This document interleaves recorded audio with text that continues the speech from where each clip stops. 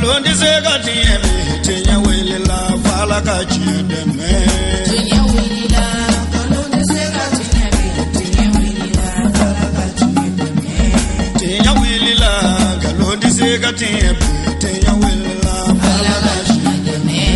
tinya wele la namara shikolo mawe tinya wele la fala ka chide me tinya wele la sara ga jubu bomori tinya wele la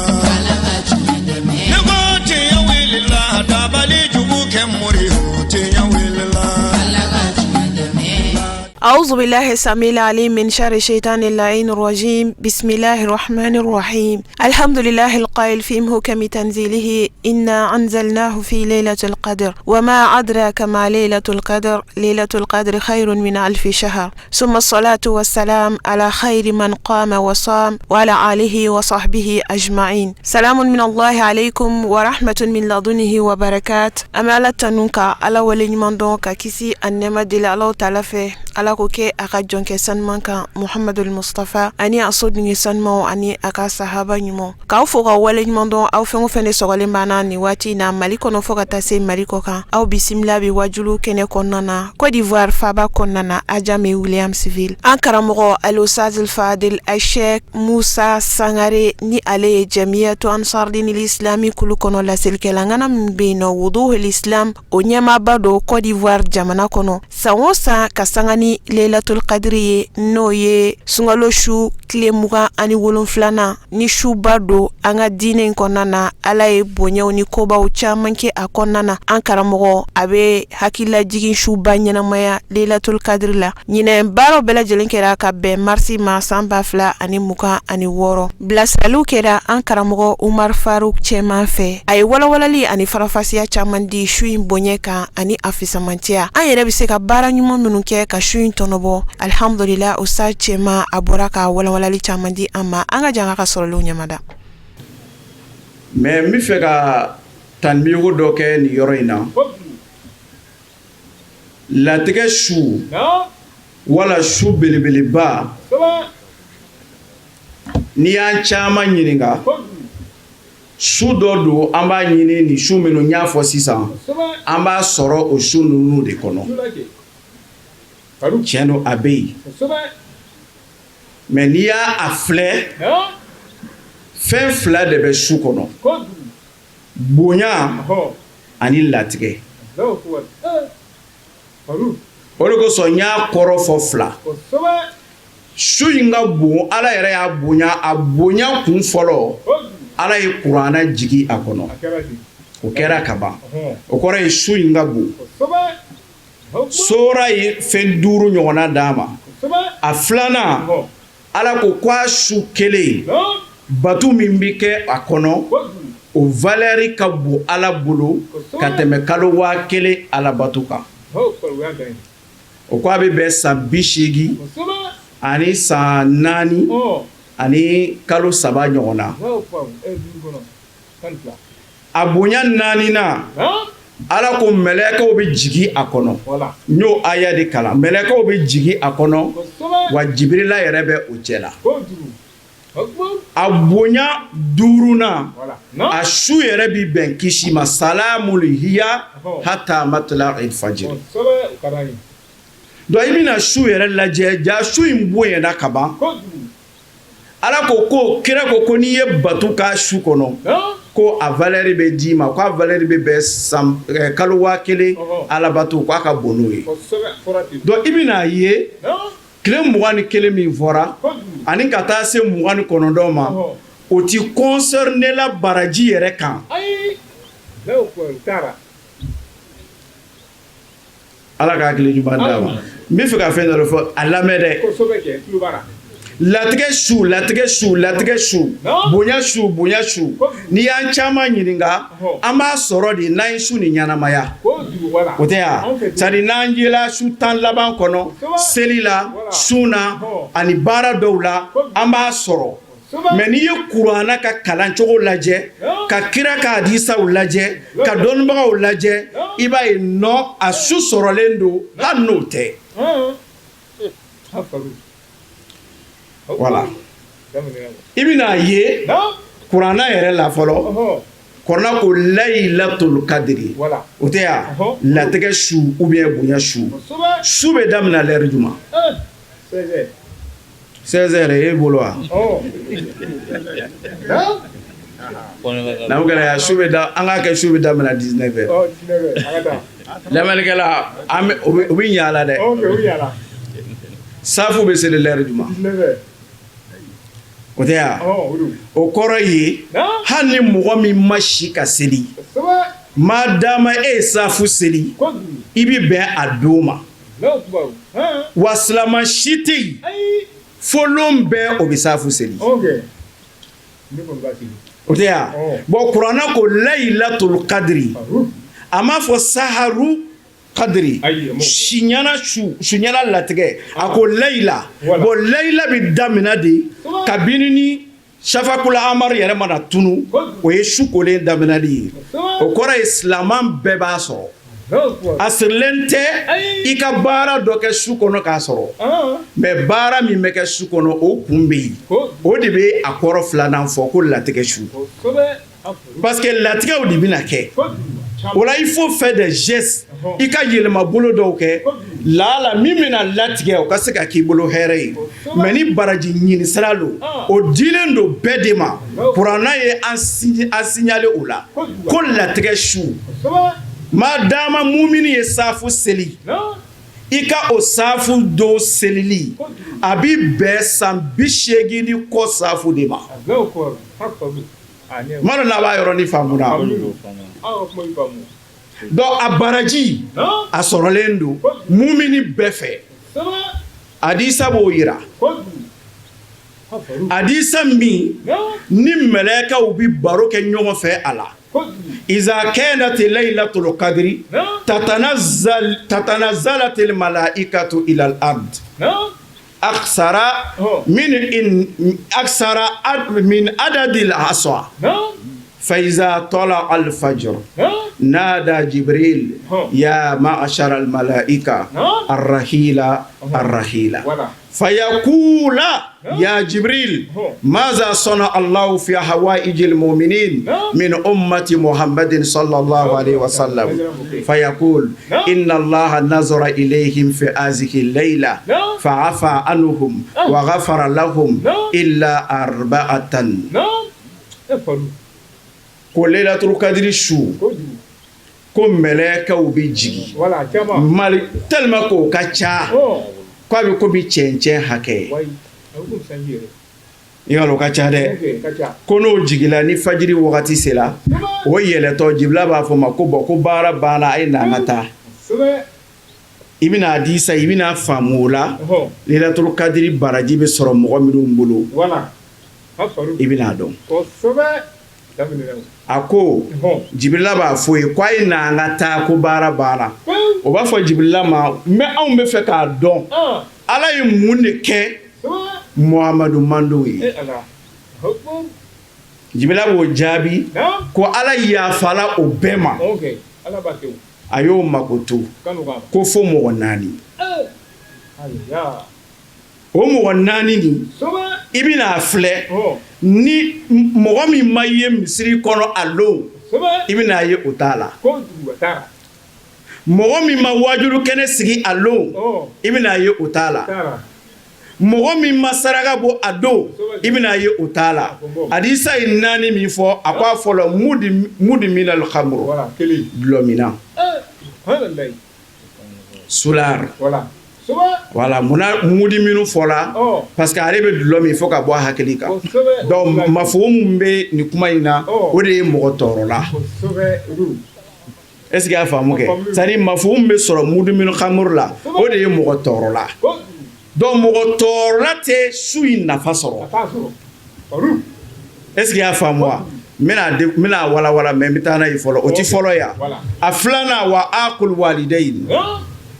mɔgɔ min kɛra dangaden ye a m'a fa dɔn a m'a ba dɔn o fana t'a su fana bonya sɔrɔ A kɛra baara ye. ne ka kuma tɛ dɛ jibirila ni mɛlɛkɛw ka kuma A ko bɛ an b'a bɔgɔ di. est ce que y'a faamu wa a ko a sabanan Hein? waqati arrahimi Voilà. mɔgɔ min ka baara ye sinji tigɛli ye Oh, ça va? sinji tigɛ la a naanina wal mushahin ani mɔgɔ minnu k'o datigɛ ɲɔgɔn na k'o ka kɛlɛ tɛ ban mɔgɔ minnu kɛlɛ b'u ni ɲɔgɔn cɛ o ka kɛlɛ tɛ ban o b'o datigɛ ɲɔgɔn na o b'o kɔ don ɲɔgɔn na o mago tɛ ɲɔgɔn na ko olu fana sen t'a la donc i bɛna nin groupe 4 ta i bɛna ye ja su in baraji bɛ di mumini bɛɛ ma mais a tɛ di jogojugutigiw de ma donc i b'a faamu jaga Laylatul Kadiri tɛ di sunkalo la mais Laylatul Kadiri bɛ komi école de i den ka premier trimestre a ye baara min kɛ o kɔnɔ deuxième trimestre a ye baara min kɛ o kɔnɔ maintenant ni troisième trimestre bɛna na o b'a fɔ ko a passé la maintenant anw ka baara an ka quotidien an ka san kɔnɔ an ka sinji tugu an ka ala ko an ka ala siranya ala bɔ ye nin kɛ cadeau de ye k'a di muminunw ma Laylatul Kadiri ye cadeau de ye k'a di silama ɲuman bɛɛ ma malo n'a b'a yɔrɔnin faamuna c'est à dire a bɛ komi baara yɔrɔ dɔ la a ye baara kɛ baara ɲɛna maintenant san yɛlɛmana patron bɛ aw mɔgɔ dama damani wele vraiment a ka baara ɲɛna n bɛna diplôme dɔ labɛn k'a d'aw ma k'a yira k'a fɔ a ka san baara vraiment vous avez bien travaillé o diplôme de bɛ di muminunw ma sunkalo kɔnɔ ka bɛn Laylatul Kadiri su ma o kɔrɔ ye silama ɲuman bɛɛ b'a sɔrɔ a sirilen tɛ su ɲɛnamayali la a sirilen tɛ saraka bɔ la maa sirilen bɛ i ka ala danaya de la ani i ka jogo ɲumanya yanni sunkalo yɛrɛ cɛ k'an ka dalilu kɛ kuranna aya fɔlɔ ala ko k'a su silaman bɛɛ bɛ su sɔrɔ o su sɔrɔli sirilen tɛ dugu tilamaseli la mais a daminɛ y'i ka safu ye su sɔrɔla a filanan kira k'a di sa la a ko bɛɛ b'a sɔrɔ ko jamakulu 4 o 4 taara ye dɔrɔn minnu yɛrɛ jogo man ɲi donc n balimakɛ balamuso i b'a dɔn munna n bɛ nin yɔrɔ in ɲɛfɔ wa mɔgɔ dɔw de jigi bɛ misɛnya parce que ale ɲɛ b'a la ale kɔrɔla ale tɛ se bilen ka taa nafila ninnu seli ka taa siɲɛra ala wele ninnu kɛ a tɛ se ale b'a ye ko ale binna quoi fa dɔw b'a yɛrɛ tɔɔrɔ u b'o yɛrɛ nin degun ale bolo n'ale ma y'a kɛnɛ kan ka ban vraiment ale ma su sɔrɔ dɔ bolo n'ale ma saraka yɛrɛ bɔ ale ma su sɔrɔ dɔ yɛrɛ bɛ degun munna ale ma se ka nin kɛ ale ma su sɔrɔ ale sunɔgɔla ale vraiment ale ma se ka su sɔrɔ n balimakɛ n balamuso kuranna ka enseignement na kɛra ka enseignement na Laylatul Kadiri su ye cadeau de ye k'a di mumini bɛɛ ma hali n'i sunɔgɔla i b'a sɔrɔ hali n'i sunɔgɔla i b'a sɔrɔ parce que bonya dɔ don ka bɔ ala yɔrɔ ni k'a da ka jɔnw ma n'i ye kuranna yɛrɛ lajɛ suratu nuru kɔnɔ a diɲɛna ye bonya de ye k'a d'a ma mais ala b'a fɔ ko a bɛ jɔnw ye a ko rijalun a bɛ mɔgɔw de ye la tulhihim tijara mɔgɔ minnu ka commerce tɛ o bali wala bay'un an'o ka sanni feere t'o bari ani zikirillahi ka bɔ ala kɔsumali ma o kɔrɔ mɔgɔ minnu de bi ala ka bonya sɔrɔ mɔgɔw don mɔgɔ minnu ka métier o bɛ ala gasi kɔlɔsi a kɔnɔ o métier sirilen tɛ sunkalo kɔnɔna na o y'i ka quotidien di i ka ɲɛnamaya bɛɛ de sirilen don o la wa i k'a mi sɔlat o ka seli jɔcogo ɲuman o b'o fana kɛ wa i ta zaka o b'o ka niyɔrɔ jaga fana bɔ k'a di a diyɔrɔ la wa yakhafuna yawman tatakallamu fihi alqulubu wal absar o bɛ nin bɛɛ la o b'a la ka saran lahara don ye don min na dusukun bɛna saran ɲɛw bɛna boso ala ko o mɔgɔ ninnu dɛ liyajziyahumullahu ahsana ma amilu ala bɛna taa sara di olu de ma sara min ka bon ka tɛmɛ u ka baara kɛlen kan anw ka safu siɲɛ kelen ala bɛ safu kalo 1000 safu d'a ma k'a sababuya kɛ mun na ala ko an ka haramu to yen an k'a to yen a ko an ka n'a filɛ an m'a filɛ a ko an ka n'a dumu an m'a dumu a ko an ka n'a ta an m'a ta sunkalo nana sema min di an ma ka taga a tola an bolo fo sunkalo wɛrɛ ala b'a fɔ bon vraiment a ye n bonya a ye ko to n ta la nin ye n ka cadeau ye n bɛna di aw ma san 80 a n'a kɔ alabato n y'o d'i ma mumini bɛɛ ka cadeau don Kani yɛrɛ tɔɔrɔ k'i ma saraka bɔ I yɛrɛ tɔɔrɔ dɔrɔn k'i ka aladaniya sabati I k'i ka jogo ɲumanya sabati c'est ton cadeau baara yɔrɔ la a bɛ di cogo min mɔgɔ tɛ diplôme sɔrɔ lon kelen I bɛ diplôme sɔrɔ kudayi de I ka baara kɔnɔna la a caman I bɛ diplôme sɔrɔ n'i ye président ye tuma o tuma ko a ye diplôme di nin tɔnden nin ma kana siga dɛ tɔnden in ye ko caman de kɛ o kosɔn diplôme bɛ d'a ma donc nin ye Ala ka diplôme de ye k'a d'a ma dɔ bɛna fɔ vraiment an ma nin faamu dɛ wa a faamulen de filɛ e bɛna ɲininkali kɛ mais mun na an bɛ si ɲɛna voilà donc laylatul kadiri kɔrɔ filanan de bɛ na sisan a kɔrɔ fɔlɔ ye bonya de ye Ala ka bonya don k'a di mumini bɛɛ ma maintenant mun na an bɛ taa si misiri kɔnɔ mun na an bɛ sarakaw bɔ mun na an bɛ wajulu kɛnɛ sigi mun na an yɛrɛ b'an dama kasi Ala la parce que a tɔgɔ filanan ko latigɛ su donc latigɛ conditionnelen don a bɛ se ka kɛ karisa e b'i sa ɲina mais n'i ye ni Ala wele n b'a yɛlɛma I y'a faamu wa Ala ka hakili ɲuman d'a ma na mu gɛlɛya ka sadi yani n bɛ don filanan in na n bɛ kulasɔnni dɔ kɛ kunda fɔlɔ in na ka bɔ quoi n m'a fɔ i ye sisan ko mumini bɛɛ b'a sɔrɔ wa o kɔrɔ ye dɔ bɛ se ka taa si misiri kɔnɔ ni mumini tɛ a t'a sɔrɔ dɔ bɛ se ka saraka bɔ ni mumini tɛ a t'a sɔrɔ dɔ bɛ se ka ko bɛɛ kɛ ka bɛn n'a lon ye ka bɛn n'a lon yɛrɛ ye a t'a sɔrɔ o kɔrɔna aya filɛ nin ye suratul maida kɔnɔ Ala ko kɛra ma watlu alayhim naba'i ibnai adam bil haqqi a ko an fa adamaden fila ka baro lakali ka mɔgɔw ye izi qarraba qurbana tumana min na I den fila bɛɛ nana ni fɛn ye min b'o surunya ni Ala la I den fila bɛɛ ye fɛn t'a bolo min b'o surunya ni Ala la ka na n'a ye Ala n nana nin jira I la n'i bɛ a fɛ a ta ni jo bɛ ne fɛ n ta in da Ala ko cogo di ko fatuqbila min ahadihima walam yutaqabbalu min al-akhari a ko o bɛɛ nana ni fɛn ye ka n'a yira n na mais n ye kelen ta mina n ma kelen ta mina I b'a faamu nin de la munna a ma kelen ta mina parce que ale ye tɔɲɔlikɛla ye ale bagala balimakɛ ma di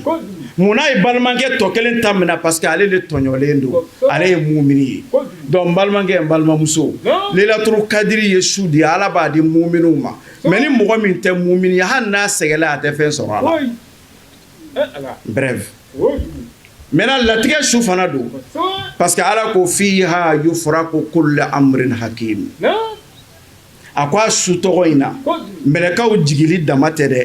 a su tɔgɔ in na k'a fɔ san 80 baraji bɛ sɔrɔ o dama tɛ dɛ a su fana kɔnɔ fiha a b'a su in kɔnɔ yufraqu kullu amrin hakimin ko bɛɛ de bɛ latigɛ a su kɔnɔ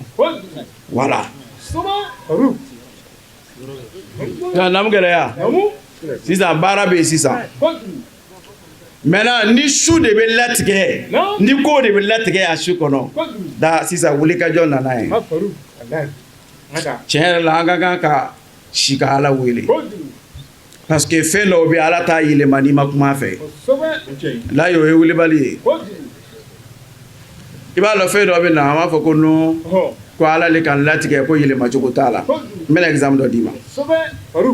e bɛ yɔrɔ min na sisan I b'a dɔn e tɛ mɔgɔba ye na mu gɛlɛya o tɛ mais n'e taara I kɛ poids ta kan sisan ka poids ta ka to ka vitamine dun o tɛ wa an bɛ san kelen sɔrɔ tuma o tuma I bɛ bɔ ta o tɛ ya mais n'i tun ma poids ta I bɛ to ta o tɛ ya ɲɛnamaya fɛn bɛɛ bɛ ten de non Ala ka karisa kɛ waritigi de ye Ala ka karisa kɛ karamɔgɔ de ye Ala ka karisa gɛrɛsɛgɛ de ja wayi o fɛnw bɛ yen mais kɛmɛla c'est 20% I bɛ mɔgɔ o mɔgɔ ye jɔyɔrɔ dɔ la a kɛmɛ o kɛmɛ la c'est 20% ko yɛlɛmaliw bɛ yen quoi poids ye yɛlɛma cogo min wallahi saraw be sarala ni mɔgɔ y'o ta yɛlɛmali bɛ kɛ i b'a ye tumana min na Zakariyaw y'a daji a ma kuma Ala fɛ a si taara kɔrɔya ka kɔrɔya ka kɔrɔya Ala ma den d'a ma mais lo min na a donna ka Ala batu yɔrɔ la ni ka kuma Ala fɛ k'a ka denko fɔ a ye Ala ko Kurana kɔnɔ a ko a ye n ka jɔnkɛ ko fɔ is kana ɲinɛ izini kɔ dɛ ko tuma min na n'a da Rabbahu tuma min a y'a tigi Ala wele ja n'a tun m'a wele yɛlɛmali tɛ kɛ donc ne e ka kan ka ye ka su dɔ sigi i n'a fɔ an fa y'a sigi cogo min Ala an b'i deli n'a y'a sɔrɔ anw ka latigɛ kɔnɔna na fɛn b'a kɔnɔ min bɛ an tɔɔrɔ fɛn b'a kɔnɔ min bɛ an malo fɛn b'a kɔnɔ min b'an degun Ala an ye kɛnɛ sigi i tɔgɔ la an yɛrɛ nana wajulu kɛnɛ ka i tɔgɔ la Ala an b'a ɲini e Ala fɛ yɛlɛmali k'an ye i ka hɛrɛ bila a nɔ na o y'a sigi kun dɔ ye et puis c'est logique mais a tɛ sigi baraji kama dɛ baraji bɛ sɔrɔ hali n'a ma su sigi mais n'a ma su sigi yɛlɛmali dɔw tɛ kɛ n'an m'an dama kasi su fɛ ka kuma Ala fɛ yɛlɛmali dɔw tɛ kɛ n'an m'an ɲɛji bɔ tuma dɔ k'an ka jɔnya jira Ala la k'a ka bonya segin a ma yɛlɛmali dɔ tɛ kɛ bɛnna su filanan kɔrɔ de bɛna yira n na ko an man kan ka sunɔgɔ parce que latigɛ su don donc komi an t'a su dɔn an k'a su 21 23 25 27 29 hali n'an ma kɛnɛ sigi a bɛɛ la an k'an jija an k'an dama kasi hali n'a kɛra safu kɔfɛla ye kana sɔn tɛ ka lati nka mun gɛlɛya n ye Zakariyaw ta fɔ ye sisan masa ko cogo di Yunusu ta la Yunusu binna a tora a binna ji la jɛgɛ y'a kun mais Ala ko cogo di ko n'a tun ma kɛ ne saniyabagaw cɛ la o kɔrɔ ye n'a tun ma n ka bonya segin ma ka n ka saniya segin ma ka ne Ala deli ko ale filila la labisa fi batinihi ila yawmi yub'asun a tun bɛna to ji de jɛgɛ kɔnɔ fo ka se lahara don ma jaga kɔrɔ ye latigɛ de tun ye k'a tɛ bɔ mais damakasi kɛra min kɛ Ala sɔnna a bɔ la donc su kɔrɔ filanan de bɛna an kalan ko latigɛ su ye damakasi su ye latigɛ su ye Ala wele su ye latigɛ su ye a tɔgɔ bɛ di baara ɲuman kɛ su ye mɔgɔ sɔn an ka se ka Ala subhanahu wa ta'ala ka yɛlɛmali sɔrɔ parce que Ala b'a fɔ an ye Kurana kɔnɔ ko likulli ajalin kitab likulli ajalin kitabun fɛn o fɛn lajalo ne Ala ye sɛbɛnni dɔ k'a la ka bila mais yamuhu Allahu ma yasha ni mananja b'o jɔsi maa t'a jɔsi fo i ka kuma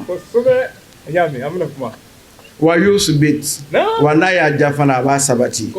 wa caman bɛ yen n'i kumana a b'a yɛlɛma n'i ma kuma a b'a to yen wa indahu umul kitabu ba bɛ ne de bolo n'a ye n ja n b'a yɛlɛma n'a ye n ja n t'a yɛlɛma mais ni n ka jɔn n'a y'a dama kasi ni Ala la Ala y'o exemple caman yira an na a tun tɛna fɛn minnu kɛ dama kasi sababuya la a y'olu kɛ Ala ka hakili ɲuman d'an ma o la an bɛ se ka baara minnu kɛ su kɔnɔ ka se ka latigɛ yɛlɛma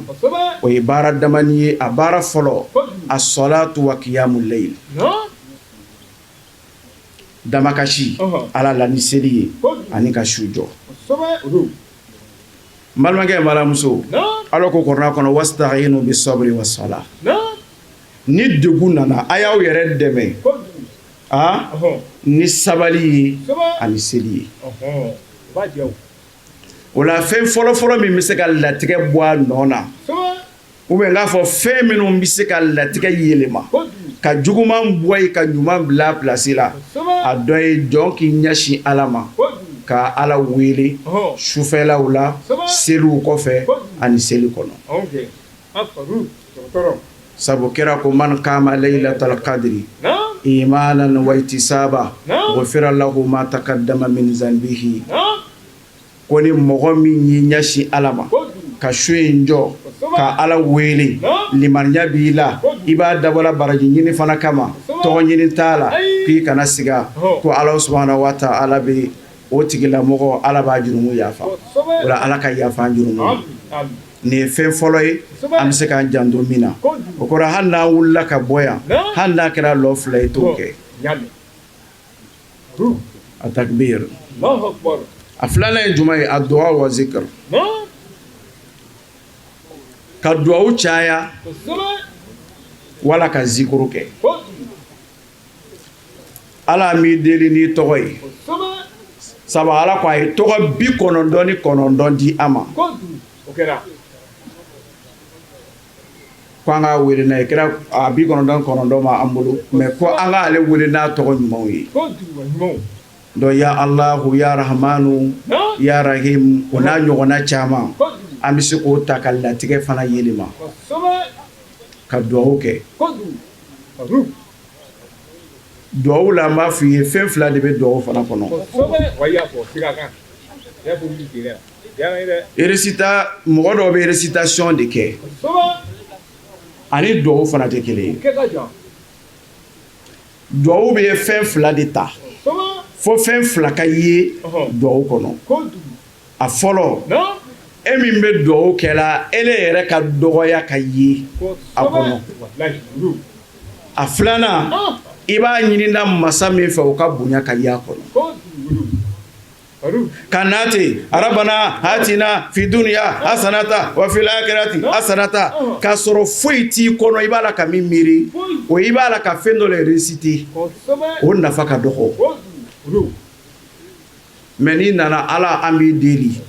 se tɛ anw ye an y'i ka jɔnni de ye i ka ye e ka jɔnya ye la ala e de ye faama ye e de ye bonya tigi ye hɛrɛ bɛɛ b'e de bolo latigɛ su e de bɛ se k'a yɛlɛma ala an b'i deli an filɛ n'i ka hinɛ filɛli ye ni e tɛ mako dilanba wɛrɛ tɛ anw na i b'a ye ala ka bonya segila a ma i ka dɔgɔya segila i ma ni nin fila dafala yɔrɔ min na a bɛ fɔ ko duwawu kɛla mais ka na tɛ k'i da teliya ka taa ten n'a y'a lajɛ a b'a minɛ n'a y'a lajɛ a b'a to yen duwawu fana kɔrɔ n y'a fɔ n'i ye fatiya fila a b'an kalan duwawu kɛcogo la fɔlɔ i t'i na k'i mako jira ala la ala nin ye latigɛ su ye n'i ma an mako ɲɛ non i bɛ ala ka bonya segin a ma ala an b'i fo e min ye anw bɔ salon na ka ɲina se ala an b'i fo e ala min ye anw sutara kɛnɛya kɔnɔ ala an b'i fo ala anw ma taa faamaso la ala anw ma taa kaso la ala anw ma taa da dɔgɔtɔrɔso la ala an b'i fo ala e min ye nin hɛrɛ kan i b'o hɛrɛw de fɔ fɔlɔ n'i ye fatiya filɛ a b'an kalan o de la n'i ye kulawuzu birabi falaki filɛ a b'an kalan o de la n'i ye kulawuzu birabi nasi filɛ ala ka bonya de bɛ fɔ fɔlɔ k'a ka se fɔ k'a ka ɲumanya fɔ i mako bɛ min na sisan ka sɔrɔ k'o fɔ ala k'a hakili ɲuman d'a ma donc i bɛn'a ye nin ye bonya filanan ye bonya fɛn filanan min bɛ se ka latigɛ yɛlɛma a sabanan ye jumɛn ye kiraatul Qur'an ka wajulu kɛnɛw sigi ka kuranɛw kalan i n'a fɔ nin ɲɔgɔn na wala kuranɛ min yɛrɛ bolo so kɔnɔ k'a ta ka kalan k'i dama kasi ala la ka to ka miiri a kɔrɔw ma yɔrɔ minnu ala ko an ka min kɛ n'i sera yen ne y'a sɔrɔ i tɛ ten ka nimisa ka yafa ɲini ala fɛ ka ŋaniya kura ta ko ni ala sɔnna i bɛ kɛ ten n'o yela mɔgɔ minnu ka kɔrɔnakalan na kɔrɔnakalan nafa sɔrɔla imam ali ko nafa tɛ kɔrɔnakalan si la miiri ni taasi tɛ kɔrɔnakalan min na ala ka hakili ɲuman d'an ma n'an kɛra wajulu ye yɔrɔ belebeleba de ye min bɛ adamaden dusukun ko ka adamaden surunya setigi ala la wajulu y'o yɔrɔ de ye mais kana wajulu kɛ laada ye mais wajulu kɛ fulakɛ yɔrɔ ye activité dɔ don fo n ka taga la n'i ye wajulu kɛ ten i bɛ fɔ a nafa la mais wajulu kɛ yɔrɔ kɛ de ko n bɛ taa la ka taa fɛn dɔ ta mais mɔgɔ caman ye wajulu kɛ activité de ye ten mais a nafa ka dɔgɔ an kana sɔn o ma walahi n'i nana wajulu yɔrɔ la n'i ma fɛn sɔrɔ ka segin a kɛra komi mɔgɔ min nana sanu cɛyɔrɔ la a taara hali a ma sanu den kelen sɔrɔ c'est à dire mɔgɔw bɛ ɲugun ale la cogo min mɔgɔw b'a dɔgɔya cogo min mɛlɛkɛw bɛ mɔgɔ de dɔgɔya ten mɔgɔ min nana ala ka kuma mɛn ka tila k'a bɛɛ to wajulukɛyɔrɔ la ka wuli ka taa ala ka hakili ɲuman d'a ma n'an gɛlɛya fɛn wɛrɛ bɛ yen min bɛ se k'an ka latigɛ yɛlɛma a sɔdakatu wa fi'lil khayr sarakatu bɔli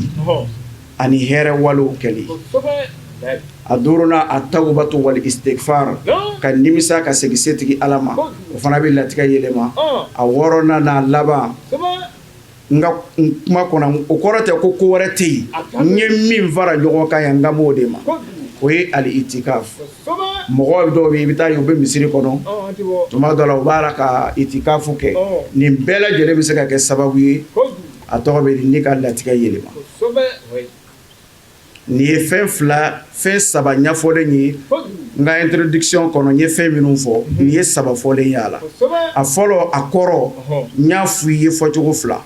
a filanan mɔgɔ minnu bɛ nafa sɔrɔ a la n ko muminunw don mais ni mɔgɔ min tɛ mumini ye a tɛ fɛn sɔrɔ a la est-ce que i y'a faamu munna an bɛ taa si misiri kɔnɔ munna an bɛ si ka Ala wele munna an bɛ kuranɛ kalan munna an bɛ saraka bɔ mun kosɔn latigɛ ka se ka yɛlɛma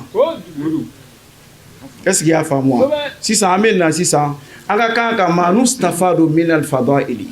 su minnu yɛrɛ n'Ala ye su bonya ni fɛn minnu ye an bɛ se ka nafa jumɛnw de sɔrɔ a la a fɔlɔ nuzulul Qur'an fiha a fɔra ko Qur'an jigila latigɛ su o tɛ ya d'accord très bien inna anzalnahu fi laylatil qadri Ala ye Qur'an jigi latigɛ su silamɛw anw bɛ se ka nafa jumɛn de sɔrɔ a la o ye mun ye Ala ko wa innahu la zikrun laka wa liqaumika wa sawfa tusalun ko Qur'an ye anw ka bonya de ye Qur'an ye anw ka kɔrɔta de ye e Muhamadu ta don wa i kɔfɛmɔgɔw fana ta don mais a kana ɲininka dɛ lahara don na an bɛna taa ɲininka an ye mun kɛ ni Qur'an ye an k'a ɲɛfɔ n balimakɛ balimamuso wallahi mɔgɔ de bonyana mɔgɔ min ye Qur'an lawaleya wa man arada an zikri fa inna lahu ma'ishatan danka sɛgɛ o sɛgɛ filɛ diɲɛ kan wallahi Qur'an de bilala Qur'an yɛrɛ sura bɛɛ daminɛna ni fɛn min o ye bisimila ye o tɛ ya kana dɔwɛrɛ ta ni fila ta dɔrɔn Arahmanir Rahim mɔgɔ mɔgɔ kɛra Arahmanur Rahim ye i bɛ balo diɲɛ kɔnɔ ya hɛrɛ la mɔgɔw bɛ balo i gɛrɛfɛ lafiya la wallahi i bɛ don arijana la kana Qur'an bɛɛ ta Arahmanur Rahim ta Arahman kɔrɔ ye di ko masa min ka hɛrɛ labɔlen don bɛɛ lajɛlen na kafiri ni silaman bɛɛ b'a sɔrɔ balimakɛ Ala ladege o la e m'a fɔ i ye silamɛ ye wa i ka hɛrɛ kana da i ka siya ma i ka hɛrɛ kana da i ka diinɛ ma i ka hɛrɛ kana da i sigiɲɔgɔn dama ma i ka hɛrɛ kana da i dugu kelen ɲɔgɔn dama ma kɛ mɔgɔ ye mɔgɔ min n'a tɛ se ka mɔgɔw sɔn ni nafolo ye a bɛ mɔgɔw sɔn n'a ka duwawu ye mais ni mɔgɔ min kɛra c'est à dire an b'a fɔ cogo di asabiya mɔgɔw xénophobie o tɛ ya c'est à dire hali n'a fɔra ko fi sabilillahi e b'a filɛ k'a bɔra dugu jumɛn n'a t'aw ka dugu mɔgɔ ye e ka wari ti d'a ma mɔgɔ mɔgɔ kɛra ten diɲɛ na yan fo k'i sa i tɛ lafiya Ala bɛ fɛ de an ka kɛ mɔgɔ de ye mɔgɔ min ka hɛrɛ labɔlen don o de kira ko an tɛna se ka bɛɛ sɔn n'an ka nafolo ye mais ko an bɛ se ka bɛɛ sɔn n'an jogo ye donc n'i b'a fɛ ka kɛ Arahmanu ye kɛ jogo ɲumantigi ye i bɛ baara da min na baara kɛ ni laadiriya ye i bɛ du min kɔnɔ n'i ye furumuso ye baara kɛ ni bonya ye ani karama ye ani cɛ gasi kɔlɔsili ye ani sigiɲɔgɔn gasi kɔlɔsili ye wallahi i denw bɛ hɛrɛ dɔ sɔrɔ i sababu la o mun baara wari dɔ bɛ di i kɔrɔmuso ma dugu kɔnɔ o mun baara i fa bɛ bonya dɔ sɔrɔ i tɔgɔ la wallahi i fa t'a dɔn fiyewu ko e y'o kɛ i kɛra Arahmanu ye i kɛra ladegi i ka hɛrɛ sera bɛɛ ma bɛɛ fana ka hɛrɛ bɛ s'i ma mais an ko bi chacun pour soi Dieu pour tous ko ne ma ko t'i la ne yɛrɛ ta tɛ n bɔ Ala fana ko bɔn ko an ka taa sa o bon an filɛ o ɲaga de la i bɛ Arahimu dɔn wa Arahimu kɛ ten e de ye cɛ bila k'a ka so jɔ ko ni sojɔ banna i b'a ka wari sara munna sojɔ banna hali bi wari juru tɔ bɛ Ala de ko n'i ye min kɛ n t'a juru dun lahara n b'a sara d'i ma an ka kɛ ten n'an kɛra ten wallahi an bɛ bonya kira ko n'i ye mɔgɔ bila baara la k'i kana sɔn wasiji ka ja n'i m'a ka sara d'a ma Kuranɛ bilala mata kula uzubla mata nasila mata bakarala bismillahir rahmanir rahim tanna ne be qur'anana arrahmanir rahim damata ni barakela na ya be wasa mais wartigi joli be umura la bi ka sura aka baradenw ka juru ba la ko fe ya o be umura la ko tara jafa ɲini mais ka taa sɔrɔ fanda cɛni bɔtɔ filɛ a ka bon na parce que waritigi ma ka wari sara a ka baara wari minisicɛ filɛ nin a jɛn'a ka wari ni tɔ kɔ parce que li dilanna mais fɛn dilanna tellement k'a sɛgɛla ko k'ale y'a tɔ ala ma et puis o de ka di dɔ n'i ko i y'a tɔ ala ma o de ka di dɔw ye quoi a ko ouais ko n'an sera lahara ko je vais payer e b'a lahara dɔn lahara gɛlɛya bɛ se yɔrɔ la denya ni kunsigi bɛ jɛ wallahi lahara gɛlɛya bɛ se yɔrɔ la wallahi kiraw bɛ o yɛrɛ ɲini lon dɔ la kira muhamadu ko sallallahu alaihi wasallam a ko jibirila ma a ko ala ye layidu di ne ma ko ne nin tɛ siranya la a ko tiɲɛ don i tɛ siran mais ko tellement k'i bɛna mɔgɔw jawuli cogo ye ko i yɛrɛ bɛ ɲina nin kuma in kɔ fɔlɔ lahara gɛlɛya bɛ se yɔrɔ la wallahi buna adamaden i yɛrɛ wolodenni c'est à dire muso tɛ se ka jigin n'a ma bɔ a kalama mais lahara gɛlɛya b'a to i bɛ jigin hali i t'a dɔn k'i jigila mais e b'o de bila ko an ka sara lahara kuranna bila la donc an bɛ nafa min sɔrɔ kuranna jigili la kuranna ma ta ko an ka ta n y'a sɔrɔ jata la ko an k'an yɛrɛ fulakɛ n'a ye ko pharmacie tɛ a ye yasini binani kelen sɛbɛ a ye ayatal kurusi sɛbɛ n k'i kan kɔnɛ siɲɛ 7 pharmacie tɛ dɛ fila lo wa na mun kɛra yan an karamɔgɔ jata ko k'a fara kan ko n b'a kɛ ka siri tigɛ ko muru tɛ o bɛ muru tɛ dɛ a ma na o kama a nana de ko an ka labaara an ka ɲuman kɛ n'a ye an ka juguman dabila n'o kɛra mɔgɔ min bolo siga t'a la ni k'i bɛ fɛn wɛrɛ kɛ n'a ye a b'i ɲɛ ni waati in de la kɔrɔfɔ galamani tɛnkuna an ka kɛnɛ in maabaw u bɔra k'u ka wale ɲumankanw an'u ka bonɲamasegiw an'u ka duwawu don ka sanga ni ɲɔgɔnna kɛnɛ barikaman sigili ye an karamɔgɔ fɛ Sheikh Musa Sangare an ka jɛ an k'u sɔrɔliw ɲɛmada ne bɛna kuma Musa ma mais an charu cɛ n'a muso fu charu n'a cɛ muso a ye hɔrɔn ye a bɛ ɲɔgɔn fɛ ala ko an tasimu jami'an wala tafarraqu ko silamɛ a ye ɲɔgɔn minɛ aw ka ɲɔgɔn minɛ ka silamɛya sinsin ka mɔgɔ caman don a la mais ni fɛnba fufu n'o ye min y'a fufu de ka bɔ ye sani an b'an charu fo an b'an ka seku fo Alhaji Madani Haidara b'a fo a ye cɛsiri min kɛ silamɛya la fiɲɛtɔ ɲɛtigi bɛɛ k'a ye a si n'an si ala sabati yarabi an tigɛ ala ka kuranna don an n'an jugu cɛ ala m'o kɛra hasbunallah wa ni'mal wakilu ni'mal mawla wa ni'man nasir an k'o kalifa ala la aw fana ye jɛɲɔgɔn ɲuman ye a kɛra hɔrɔn ye an b'o fo o foli bila k'a tɛ a fo ka se Mali la ala ka hɛrɛ k'an bɛɛ ye o tɛmɛnen kɔ CRS jamana 3 a gbanno papa ala y'a suma an ta kun gbanna dogo le k'a suma ala y'o fana suma ne bon sumana ne la ɲɔgɔn bon ma sɔn e sunɔgɔ ma bɔ o tuma farafin jamana an kalamɔgɔ k'a fɔ sisan ko ala y'a bɛɛ suma faragbɛra gbanno farafina gbanno ala ye na ni bɛɛ ye ala ye ji suma k'ara an ka limamu Musa kalamɔgɔ cɛ ka dɔɔnin fara a tɛ se k'a fɔ ka se olu de tun bɛ limamu bolo ɲɔgɔn minɛ ɲɔgɔn ye k'an ka misiw ɲɛnamaya wajuri la olu de wajuri kɛra ŋanaw ye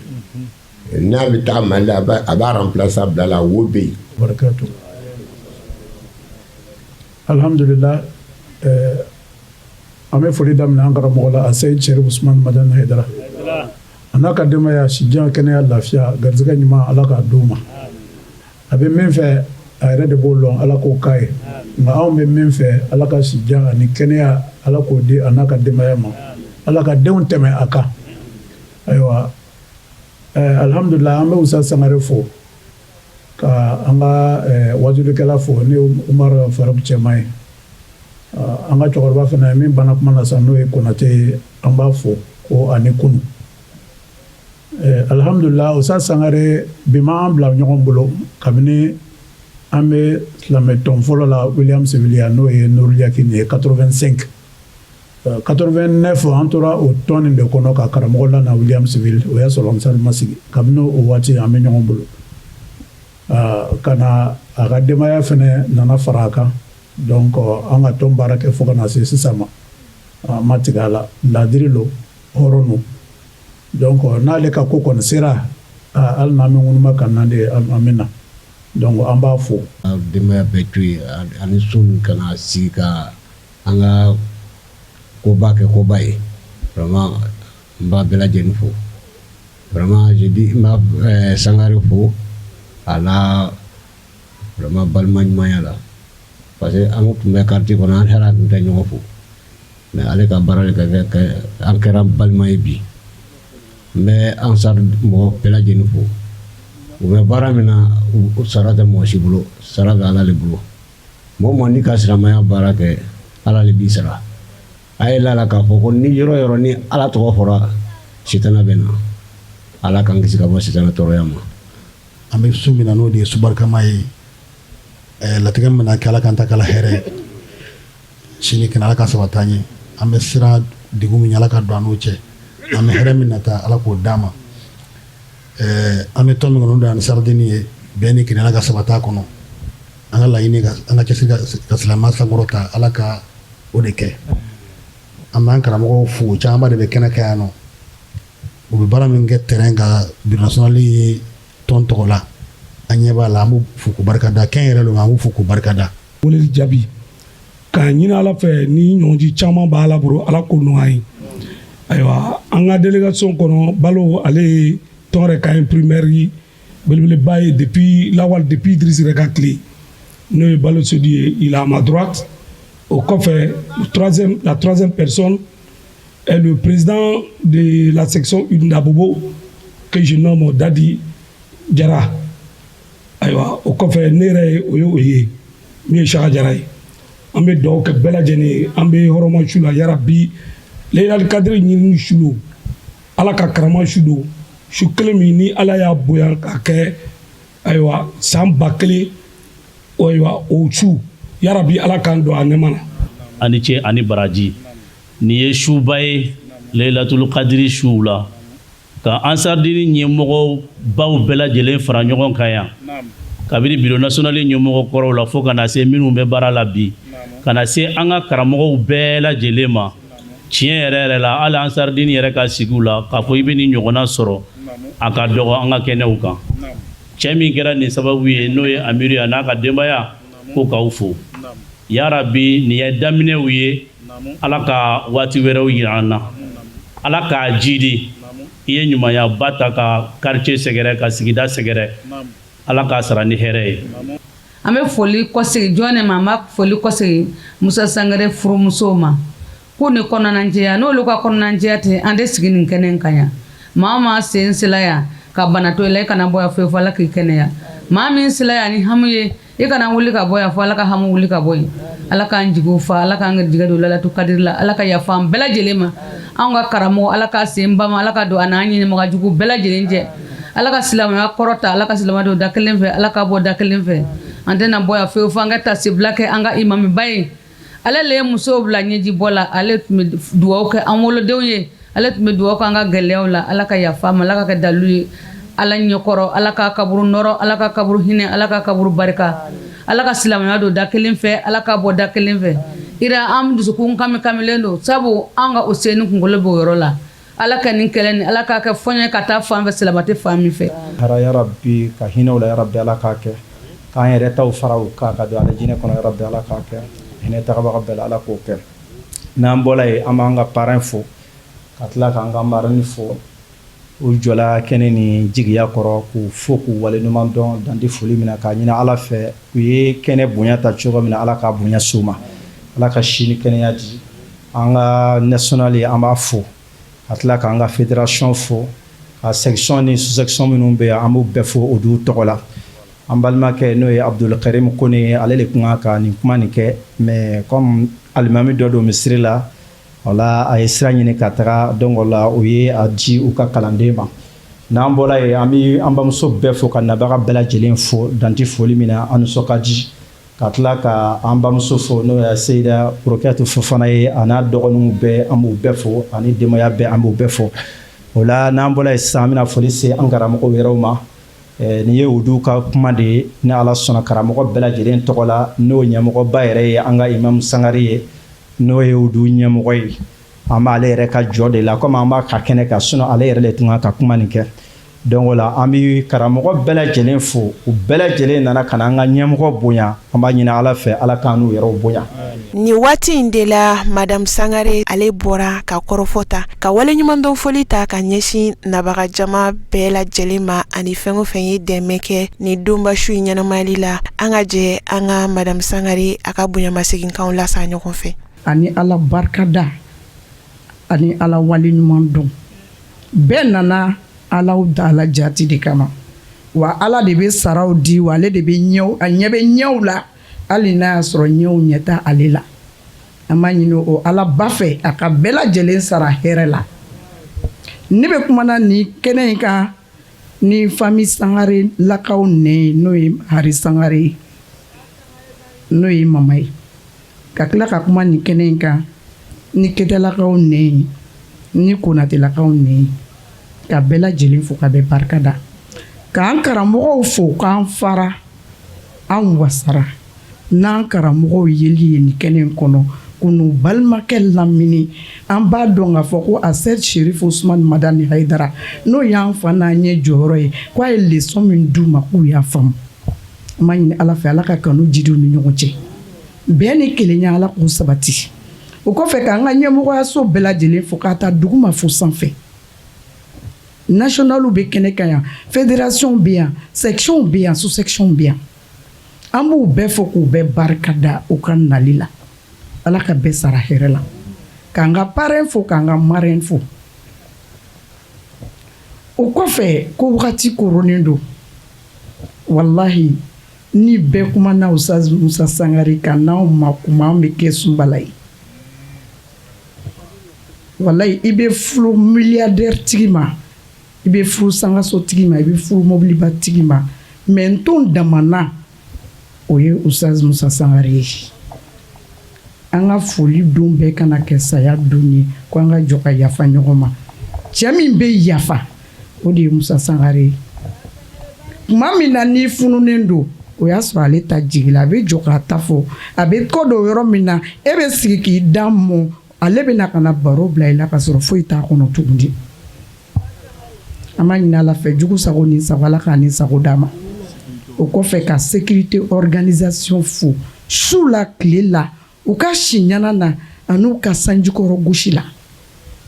depuis sanga jumɛn o suma u bɛ nin kɛnɛ in kɔnɔ an b'u fo k'u barikada Ala k'u sagona k'u ye kuma yɛrɛ sɔrɔla ka na laban an ka cɛkɔrɔba la baara in hakilina ɲuman bɔra ale min na a Sheikh Musa Sangare Madu ni a ka wulikajɔ a n'a ka cɛsiri ka bon kosɛbɛ Jamiyatu Ansar Dinil Islami kɔnɔna na laseli bolo kan alhamdulillah a fɛnɛ ma to kɔ k'a ka bonyamaseginkanw lase ani a ka dugawu don an ka jɛ an ka sɔrɔlenw ɲamada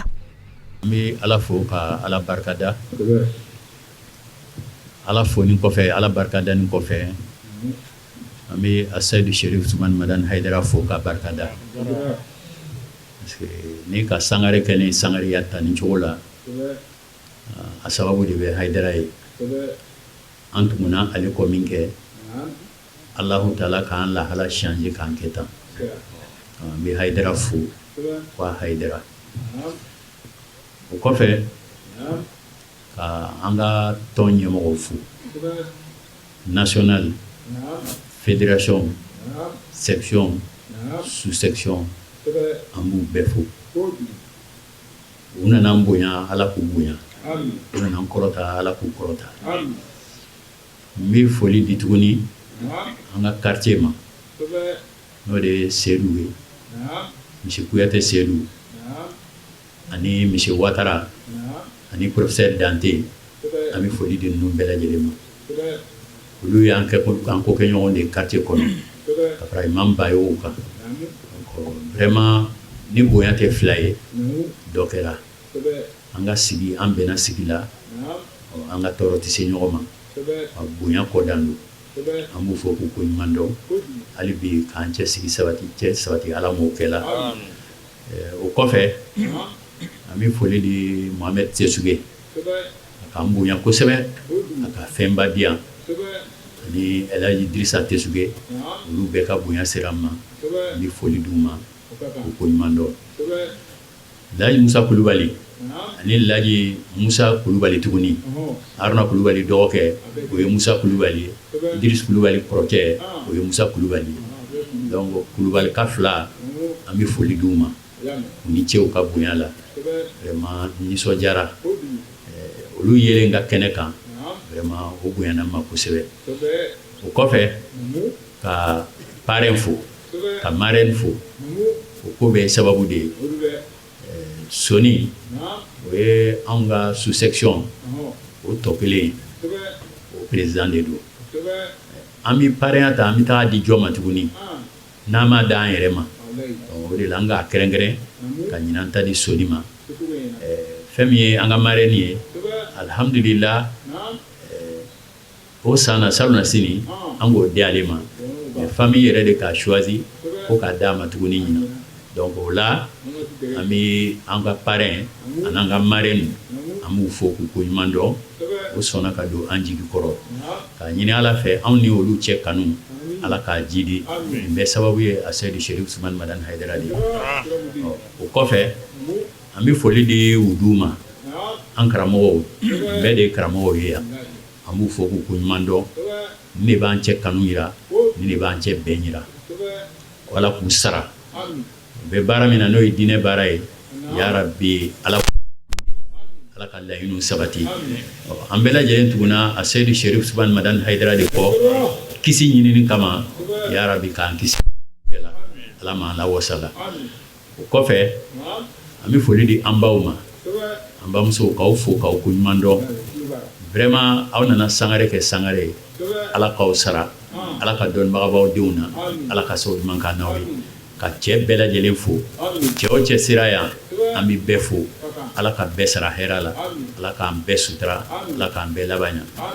an ka conférencier o ta tɛmɛna foli kan ka conférencier fo a nana walanda min di an ma leçon caman de sɔrɔla a kɔnɔ donc an b'a fo k'a cɛma ani yɛrɛmajigi vraiment ne ka nin fɔ a ye don min na a gɛlɛyara kosɛbɛ a gɛlɛyara a ma bon a gɛlɛyara ne yɛrɛ fɛnɛ ma parce que ne hakili la a tɛna sɔrɔ mais a ka programme dɔw de bila ka ne ta in kɛ bonya kosɔn o tuma an b'a fo bonya la a k'an bonya ala k'a bonya a k'an karama ala k'a karama an nisɔn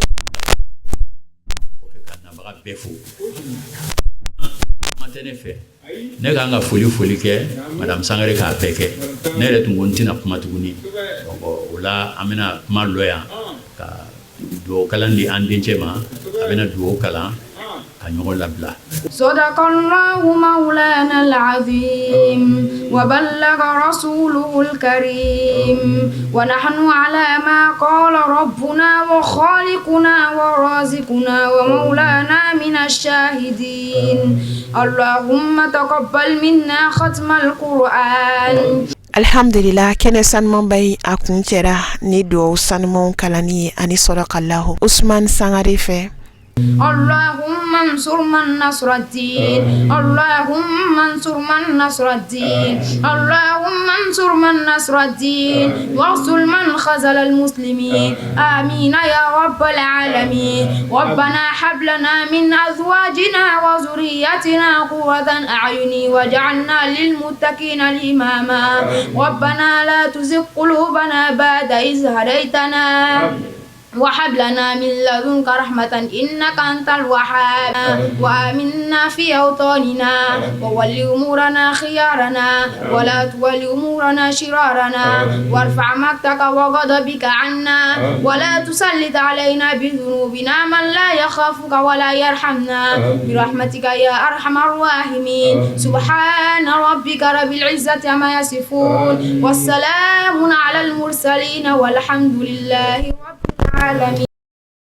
Anw sera ka fitini min fara ɲɔgɔn kan k'o lase aw ma ka bɔ Côte d'Ivoire jamana kɔnɔ faaba kɔnɔ Adjamé Williamsville Cheikh Moussa Sangare san o san ka sanga ni Lailatul Qadri su ye a bɛ fara ɲɔgɔngali kɛ balimaw ni sinjiw la ka hakililajigi suba labɛn an bɛ se ka nafaw sɔrɔ su in a fisamanciya bɛ se ka dɔn ani an bɛ se ka baara ɲuman minnu kɛ a kɔnɔna na ala sɔnna ɲinɛn baaraw bɛɛ lajɛlen kɛra a fɛ ka bɛn marisi ma san 2026 an bɛ ala de deli bilasiralikan minnu dira kɛnɛ in kɔnɔna na an karamɔgɔ cɛman fɛ a mɛn kulo ɲuman ala k'o di an ma a mɛnni kɔfɛ k'a ta ka baara kɛ ala k'o nɔgɔya ani alisilamɛ bɛɛ lajɛlen ye ka dugawu don ta ka ɲɛsin an ka cɛkɔrɔba yɛrɛ ma Cheikh Moussa Sangare sijan ani kɛnɛya ani labanko ɲuman ala k'o di a n'a ka denbaya bɛɛ lajɛlen ma k'an ka foli ni wale ɲuman dɔn kɛrɛnkɛrɛn ka ɲɛsin Côte d'Ivoire a jamiyatu ansar dinil islami bɛɛ lajɛlen ma Cheikh Moussa Sangare tɔgɔ la k'a ɲini ala fɛ latigɛ in su latigɛ minnu kɛra a kɔnɔna na ya rabi ala k'an taw kɛ latigɛ ɲumanw ye ala k'a kɛ su in bonya a n'a barika kama k'an ka jamana wɔ bolo la ani alisilamɛ jamana kelen-kelenna bɛɛ lajɛlen k'an ka foli laban an fa ani an karamɔgɔ ani an ɲɛ jɔyɔrɔ la sahibu jalala a sayid sherif usman madan haidara an bi ani a ka denbaya bɛɛ lajɛlen kalifa ala la ala min ka kalifa si tiɲɛ k'a fɔ ya rabi san caman caman bɛ ala bolo ala k'o doni ni aw garisɛgɛ la haza wasalamu alaikum wa rahmatulahi ta'ala wa barakatuhu.